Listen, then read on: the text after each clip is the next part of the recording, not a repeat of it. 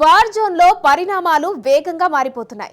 2025 జనవరి 20 లోపు రష్యా కథ ముగించేయాలని అమెరికా లక్ష్యంగా పెట్టుకుంది. అందుకు తగ్గట్టే ఉక్రెయిన్కు వేల కోట్ల విలువైన రక్షణ ప్యాకేజీలు ప్రకటిస్తుంది. ఎన్నికల్లో ఓడిన వెంటనే తన లాంగ్ రేంజ్ మిస్సైళ్లను రష్యాపై సంధించడానికి గ్రీన్ సిగ్నల్ ఇచ్చిన బైడెన్ ఆ దూకుడును చివరి నిమిషం వరకు కొనసాగించాలనే సంకల్పంతో కనిపిస్తున్నారు. ఇటు పుతిన్ సైతం యుద్ధం విషయంలో ఎక్కడా తగ్గడం లేదు. తాజాగా మరోసారి ఉక్రెయిన్పై భీకర దాడి చేశారు. 93 క్రూజ్ బాలిస్టిక్ క్షిపణులు 200 డ్రోన్లతో వార్ జోన్లో పెను విధ్వంసమే సృష్టించారు. 3 ఏళ్లలో రష్యా ఒక్క రోజులో చేసిన అతిపెద్ద దాడుల్లో ఒకటిగా నిలిచిందంటే ఏ స్థాయిలో విరుచుకుపడ్డారో అర్థం చేసుకోవచ్చు. అయితే యుద్ధంలో యాక్షన్ మార్చడం వెనుక పుతిన్ వ్యూహమేంటి? యుద్ధ భూమిలో మాస్కో మార్కు విధ్వంసం మొదలైందనుకోవచ్చా? Let's watch. భీకర రూపు దాల్చుతున్న ఉక్రెయిన్ రష్యా యుద్ధం. ఉక్రెయిన్ పై 3 ఏళ్లలో అతిపెద్ద దాడి చేసిన రష్యా. వార్ జోన్ లో పుతిన్ మార్క్ విధ్వంసం మొదలైందా? 11 క్రూజ్ మిస్సైళ్లు, 82 బాలిస్టిక్ క్షిపణులు, 200కు పైగా డేంజర్ డ్రోన్లు, వీటన్నిటినీ ఒకే ఒక్క రోజులో శత్రు దేశంపై సంధిస్తే ఉక్రెయిన్ వార్ జోన్ లో అదే జరిగింది. గడిచిన 3 ఏళ్లలోనే అతిపెద్ద దాడిగా ఉక్రెయిన్ అధ్యక్షులు జెలెన్స్కీ ప్రకటించారంటే రష్యా ఏ స్థాయిలో విరుచుకుపడిందో అర్థం చేసుకోవచ్చు. ఉక్రెయిన్ డిఫెన్స్ పరిశ్రమలు ఉండే ప్రాంతాల్లో ఇంధన, శక్తి వనరులు, మౌలిక వసతులను ధ్వంసం చేయడమే లక్ష్యంగా తమ సైన్యం దాడులు చేసినట్లు రష్యా రక్షణ మంత్రిత్వ శాఖ పేర్కొంది. తమ బొగ్గు విద్యుత్ ఉత్పత్తి కేంద్రాలకు భారీ నష్టం వాటిల్లిందని ఉక్రెయిన్లోని అతిపెద్ద ప్రైవేటు విద్యుత్ సంస్థ అయిన డిటెక్ తెలిపింది.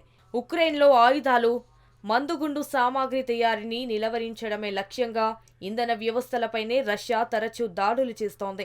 నవంబర్ 28న చేసిన ఈ తరహా దాడి కారణంగా 10 లక్షల కుటుంబాలు అంధకారంలో ఉండిపోయాయి. అయితే రష్యా ప్రస్తుత దూకుడు చూసిన ఉక్రెయిన్ను మరో భయం కూడా వెంటాడుతోంది. యుద్ధం మొదలైన ఇంతకాలం తర్వాత మాస్కో ఈ స్థాయిలో విరుచుకుపడటానికి కారణం ఉక్రెయినే. ఇటీవల దక్షిణ రష్యాలోని ఎయిర్ ఫీల్డ్ పై అమెరికాకు చెందిన అటాకమ్స్ క్షిపణులతో ఉక్రెయిన్ దాడి చేసింది. 300 కిలోమీటర్ల దూరంలోని లక్ష్యాన్ని ఛేదించగల 6 క్షిపణులను ప్రయోగించగా 5ంటిని రష్యా మధ్యలోనే అడ్డుకొని కూల్చేసింది. 6వ క్షిపణిని కూడా మధ్యలోనే పేల్చేసినప్పటికీ శకలాలు సైనిక శిబిరం మీద పడ్డాయని, అగ్ని ప్రమాదం తప్ప ప్రాణ నష్టమేమీ జరగలేదని రష్యా ప్రకటించింది.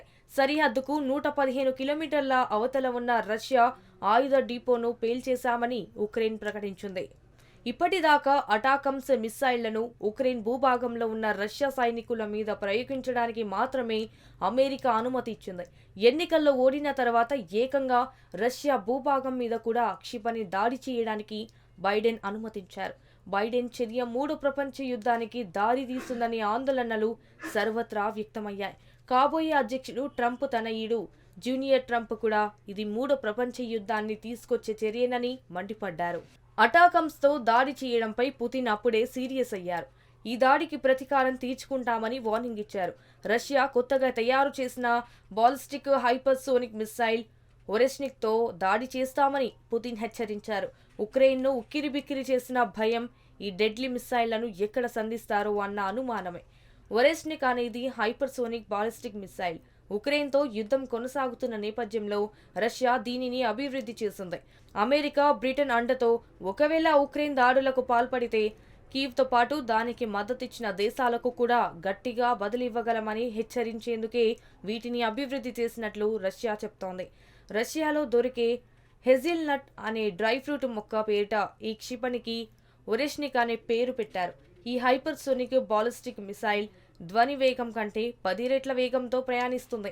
అందుకే దీనిని అడ్డుకోవడం దాదాపు అసాధ్యమని రక్షణ నిపుణులు చెప్తున్నారు. సుమారు 5,000 కిలోమీటర్ల లోపు ఉన్న లక్ష్యాలను ఈ క్షిపణి అత్యంత ఖచ్చితత్వంతో ఛేదిస్తుంది. మరోవైపు ఒకేసారి ప్రయోగించి పలు లక్ష్యాలను ఛేదించేందుకు వీలుగా వీటి వార్ హెడ్లను అభివృద్ధి చేశారు. కనీసం 6 నుంచి 8 న్యూక్లియర్ లేదా కన్వెన్షనల్ వార్ హెడ్లను మోసుకెళ్లగలిగే సామర్థ్యం వీటికి ఉంది. ఈ సామర్థ్యమే ఉక్రెయిన్ను వణికిస్తోంది. ఇప్పటికే నవంబర్లో ఒరెష్నిక్తో ఉక్రెయిన్పై దాడి చేసినట్టు వార్తలొచ్చాయి. అయితే అమెరికా రక్షణ శాఖ దీనికి విరుద్ధమైన ప్రకటన చేసింది. రష్యా ప్రయోగించిన క్షిపణి మధ్యంతర శ్రేణి మిస్సైల్ కాదని, రుబేజ్ ఇంటర్ కాంటినెంటల్ బాలిస్టిక్ క్షిపణి అని వివరించింది. ఈ విషయం ప్రయోగానికి కొద్దిసేపటికి ముందే తమకు తెలుసని పేర్కొంది. యుద్ధం మొదలైన ఇన్ని రోజుల్లో ఎన్నడూ లేని స్థాయిలో దాడి చేయడంతో పుతిన్ ఈ మిస్సైళ్లను బయటకు తీస్తారనే ఆందోళన ఉక్రెయిన్లో కనిపిస్తోంది. ఒకవేళ రష్యా ఈ తరహా క్షిపణులను ప్రయోగిస్తే భారీ స్థాయిలో నష్టం వాటిల్లే అవకాశాలు కనిపిస్తున్నాయి. అందుకే తమకు అమెరికా మద్దతు ఉందని గాంభీర్యాన్ని ప్రదర్శిస్తున్నా లోలోపల మాత్రం ఉక్రెయిన్ భయపడుతోంది.